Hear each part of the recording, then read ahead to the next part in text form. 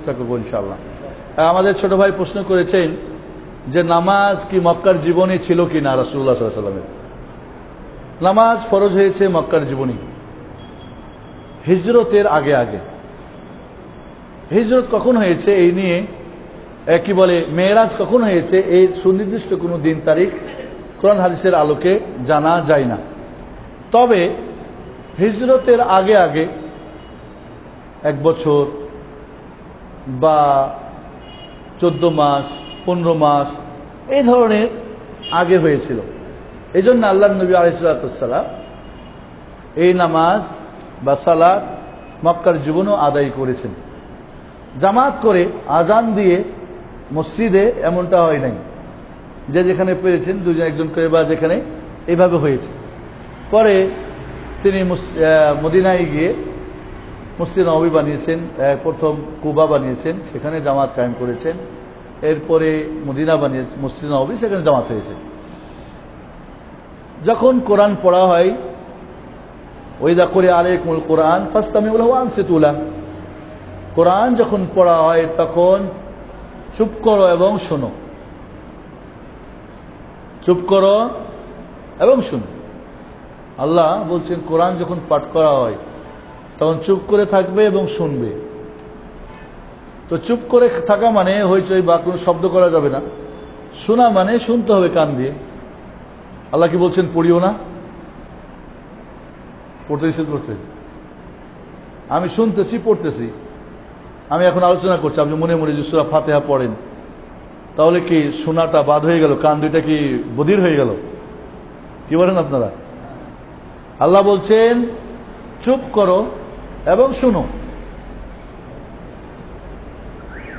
তাহলে এখানে ধরে নিজে চুপ করা শোনা মানে সূরা ফাতিহা ইমামের পিছনে পড়া যাবে না, ঠিক না? যে ধরি আমরা যে পড়া যাবে না। এ একটা নাজিল হয়েছিল কার উপরে? রাসূলুল্লাহ সাল্লাল্লাহু আলাইহি ওয়াসাল্লাম। উনি কি বুঝেছিলেন? আমল করেছিলেন? এটা দাওয়াত তাবলীগ করেছিলেন? কি বলেছেন? সূরা ফাতিহা যার নাই তার নামাজ নাই। আর আমরা বুঝলাম কি সূরা ফাতিহা পড়া লাগবে না, আর উনি বুঝলেন সূরা ফাতিহা পড়ে ইল্লাল ফাতিহা, ফাতিহা পড়তে হবে। তাহলে বুঝতো এখান থেকে নিলেই আয়াতটার সমাধান হয়ে গেল। এছাড়া মনে রাখবেন সূরা ফাতিহা পড়ার ব্যাপারে যদি একাকী হয়, ইমাম হয়, সর্ব অবস্থায় সূরা ফাতিহা পড়তে হবে। যদি ইমামের কেরাত নিঃশব্দ হয় সূরা ফাতিহা মুক্তাদিকে পড়তেই হবে। যদি কেরাত সশব্দে হয় তাহলে মুক্তাদিরা পড়বে কি পড়বে না, এই নিয়ে দুইটা মত আছে। একটা মত হলো পড়তে হবে না, একটা মত হলো পড়তে হবে। যারা বলছেন পড়তে হবে না তাদের মতটা শক্তিশালী, আর যারা বলছেন পড়তে হবে এদেরটা আরো অনেক বেশি শক্তিশালী। বোঝাচ্ছে কথা? জি। বন্ধুদের যদি প্রশ্ন থাকে প্লিজ আপনারা একটু লিখে আমাদের কাছে পাঠিয়ে দিবেন। জি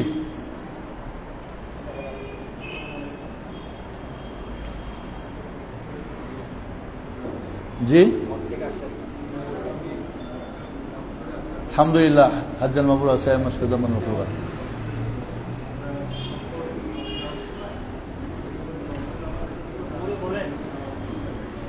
জি শুনতেছি, বলেন।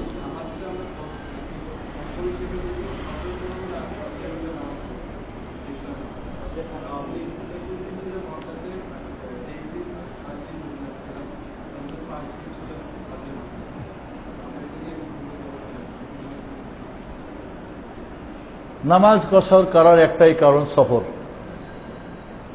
সফর অবস্থাতে নামাজ কসর করে, অন্য কোনো কারণে নামাজ কসর করা যাবে না। অর্থাৎ 4 রাকাত বিশিষ্ট নামাজগুলো 2 পড়তে হবে, জোহর আসর এবং ইশা। মাগরিব 3 পড়তে হবে, ফজর 2 পড়তে হবে। যদি আপনার এটা সফর হয় তাহলে আপনি কসর করবেন, ঠিক আছে। সফর যদি না হয় তা আপনি ফুল পড়বেন। এখন আমি হজে গেছি, আমি মুসাফির কিনা এবং মুসাফিরের জন্য কোনো লিমিটেড দূরত্ব সীমা এবং সময়সীমা আছে কিনা। নির্দিষ্ট সময়সীমা বা দূরত্ব সীমা 48 মাইল বা এখন 75-80 কিলোমিটার, এর হাদিস সহিহ না, বিশুদ্ধ না। বরং আল্লাহর নবী আলাইহিস সালাম মাত্র 9 মাইল দূরে গিয়েও কসর করেছেন, সহিহ হাদিস, যেটা প্রায় 18 কিলোমিটার প্রায় হতে পারে। তাহলে দূরত্ব সীমার নির্দিষ্ট কোন সীমা আল্লাহর নবী থেকে প্রমাণিত নাই। এক, সময় সীমা কতদিন কসর করবে, আর বেশি হয়ে গেলে কসর করবে না। কোন মাযহাবে আছে 10 দিন হলে কসর আর করবে না, কোন মাযহাবে 15 দিনের কথা আছে, কেউ হয়তো 4 দিনের কথা বলেছেন। এ ব্যাপারেও আল্লাহর নবী আলাইহিস সালাম থেকে বিশুদ্ধ কোনো দলিল নেই যে আল্লাহর নবী কোন সীমা, সময় সীমা বেঁধে দিয়েছেন, এতদিন হলে মুসাফির, আর না হলে আপনি মুকিম বা অবস্থানকারী হয়ে গেলেন। তারও কোনো সুস্পষ্ট দলিল নেই। এই জন্যে আপনি যদি মুসাফির, মুসাফির মানে আপনি ঘরে নাই, নির্দিষ্ট জায়গা নাই, বাড়িতে থাকলে যেমন আপনার মুসাফির মানে আপনার পাসপোর্ট সাথে, আপনার কাগজপত্রের সাথে, আপনার ব্যাগের সাথে, আপনি আজকে এখানে আছেন, কালকে কোথায় যাবেন, কোথায় কি হবে, অর্থাৎ মুসাফির। তাহলে মুসাফির যাকে বলা হয়, সৌদি আরবে আমরা এক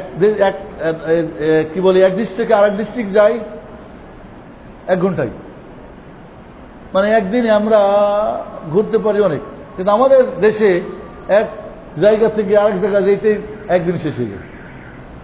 তাহলে মুসাফির যাকে বলে সচরাচর, যে আপনি জার্নিতে আছেন, যেই দেশের যেই সিচুয়েশনে বা অবস্থাতে, মুসাফির হলেই সে কসর করিবে, যতদিন থাকবে ততদিন করবে, যতই দূরত্ব হোক কম হোক সেখানে তিনি করবেন। এই হলো।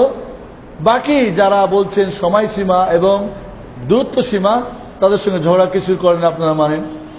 কেউ যদি না মানে তাকে বাধ্য করাও জরুরি নেই, তার পক্ষে কোনো সঠিক শক্তিশালী দলিলও নেই। বুঝা আছে কথা? কাজে আপনি ওখানে গিয়ে যদি, তবে মনে রাখতে হবে সফর অবস্থায় কসর করাই হলো উত্তম, পূর্ণ পড়া কি যায়। বাকি কোনো মাযহাবে কসর হলে বা মুসাফির হলে কসর করা ওয়াজিব, পূর্ণ করে তার নামাজই বাতিল হয়ে যাবে। সঠিক হলো যে উত্তম, ফুল পড়িলেও তার নামাজ হয়ে যাবে। অতএব যারা হজে গেছেন, আপনি মুসাফির, কসর করবেন, পুরো টাইম কসর করবেন। আপনি এখান থেকে এয়ারপোর্ট, আপনার এরিয়া ছেড়ে যখনই আপনি শহর ছেড়ে বাইরে যাবেন, মুসাফির হয়ে গেলেন। আবার যখন আপনি ঢুকবেন তখন মুকিম হবে, তার আগে আপনি বাড়িতে আনা আসা পর্যন্ত মুকিম না। জুমার আজান কয়টি দেওয়া সঠিক? কেন এই প্রশ্ন কি এখন আমরা জানি না?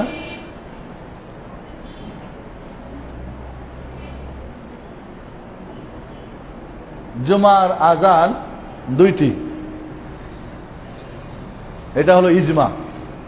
একটি কোরআন ও সুন্নাহ।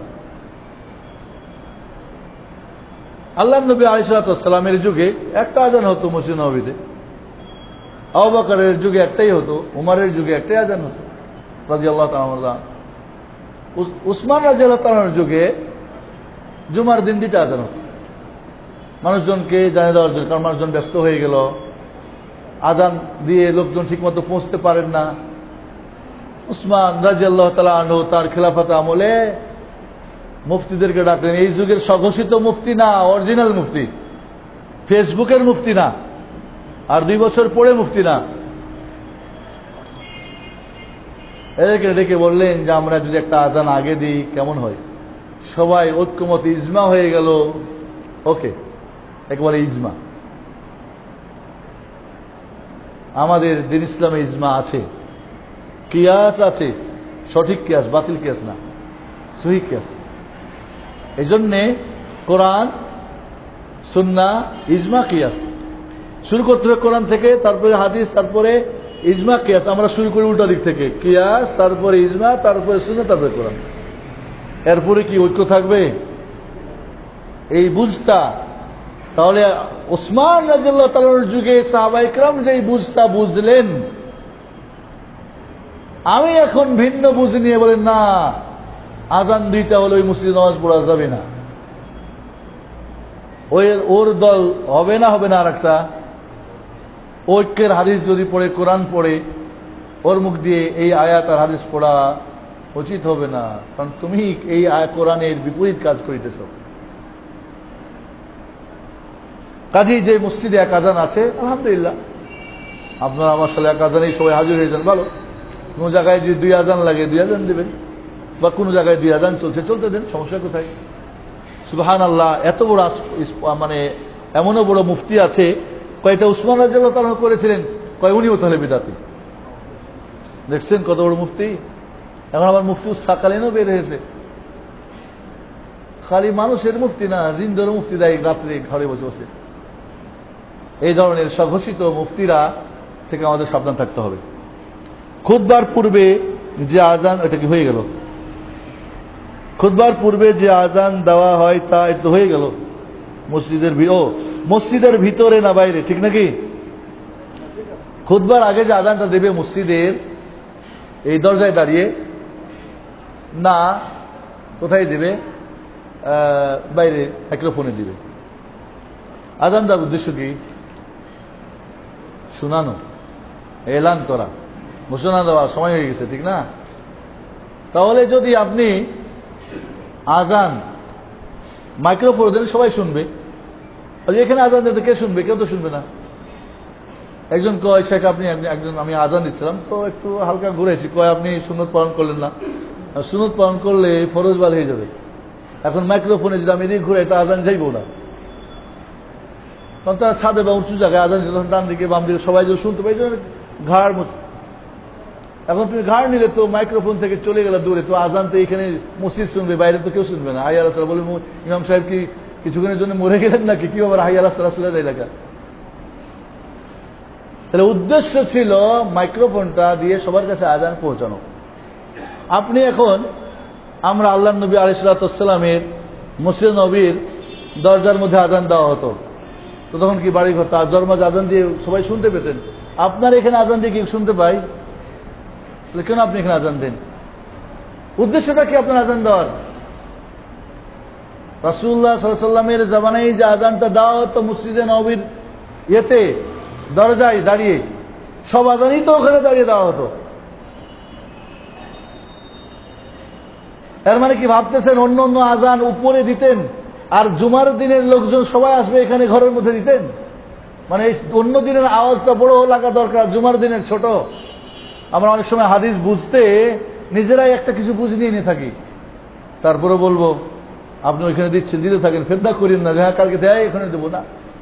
আপনি মাইক্রোফোনে আজান দেন, সবাই শুনতে পাবে, প্রথম আজান শুনবে, দ্বিতীয় আজান শুনবে না। আমরা বুঝেছি যে ওইটা, ওই বুঝ নিয়েছেন, ঠিক আছে, ওইখানে আজান দেন, ঝগড়া করেন না, মসজিদের একটা ভাঙেন না। তবে আজানের উদ্দেশ্য যেটা, সেটা করার জন্য কেউ যদি আবারও মাইক্রোফোন ব্যবহার করে দ্বিতীয় আজানে, বলবেন না মাইক্রোফোন ব্যবহার করা যাবে না, কারণ উদ্দেশ্য আজানের আওয়াজ পৌঁছানো, এলান দেওয়া যায়। এখন খুতবা শুরু হতে যাচ্ছে, তাহলে আমরা কোরআন হাদিসকে এমন ভাবে যদি না বুঝি যে, কারণ অনেক সময় দেখা যায় হাদিস কোরআনকে বুঝতে গিয়ে আমরা বুঝের কিছু কমতি থাকে, তারপরে মনে করি আমি বেশি বুঝি। ডাক্তার হাতুড়ে ভাবটা দেখায় এমবিবিএস ভাবটা দেখায় স্পেশালিস্ট ভাবটা দেখায় কনসালটেন্ট, কি বলে কনসালটেন্ট। এমনটা তো হওয়া ঠিক না। এই জন্যে আপনি আজান দিচ্ছেন, ওইখানে দেন, আপনার এটাই চলতেছে, আলহামদুলিল্লাহ, কোনো সমস্যা নাই। কালকে আবার এটা দিয়ে ঝগড়া লাগায় নেই, বেটা কোত্থেকে এলো আবার।